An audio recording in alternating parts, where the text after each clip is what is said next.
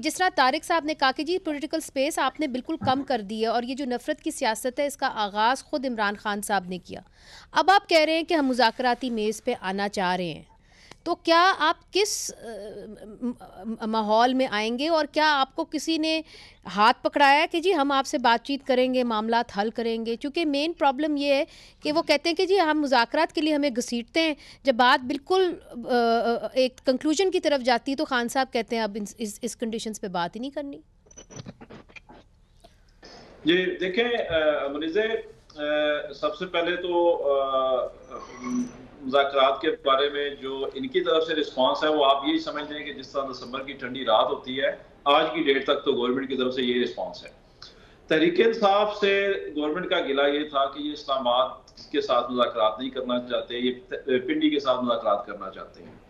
हमारा मौक़िफ़ था 8 फरवरी के बाद कि चूंकि हमारा जो मैंडेट है वो पिंडी वालों की सरपरस्ती में लूटा गया है, तो इसलिए हम पिंडी वालों से ही बात करेंगे। अब तो आपका मौक़िफ़ अब तो क्या है? तहरीक-ए-इंसाफ ने इनका ये अब हमने इनका ये गिला भी दूर कर दिया है कि चले हम इस्लामाबाद वालों से भी मुज़ाकरात कर लेते हैं।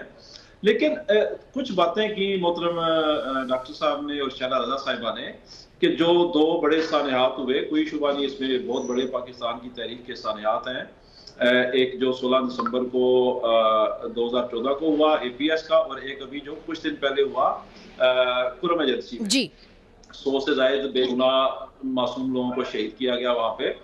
तो क्या वजह है डॉक्टर साहब और शहला रज़ा साहिबा कि अवाम तहरीक-ए-इंसाफ के खिलाफ नहीं नारा लगाती वहां पे, वो नारा लगाते हैं तो हमारी सिक्योरिटी एजेंसीज के खिलाफ। तो तहरीक-ए-इंसाफ उनको फीड करती है कि जब आपका नुकसान हो तो आप तहरीक-ए-इंसाफ के खिलाफ नारा ना लगाएं। अभी आपने मनाज़र नहीं देखे कि कुरम एजेंसी में लोगों ने किसके खिलाफ नारे लगाए हैं? एपीएस के जो सानिया हुआ वो उन बच्चों के जो वरासा है वो किस पे इल्जाम लगाते हैं? तो थोड़ा सा हमें इसको देखना पड़ेगा और आपको केपीके की सूरत हाल समझना पड़ेगी कि पिछले 20-30 सालों में यहाँ दुनिया की 2 बड़ी सुपर पावर्स लड़ी हैं, अमेरिका और रशिया। और ये जो बॉर्डर एरिया है जहां से ये सारी दहशतगर्दी आती है और जो बॉर्डर एरिया हमारी सिक्योरिटी एजेंसी कंट्रोल करती है, तो इस सारे सिनेरियो को देखना पड़ेगा।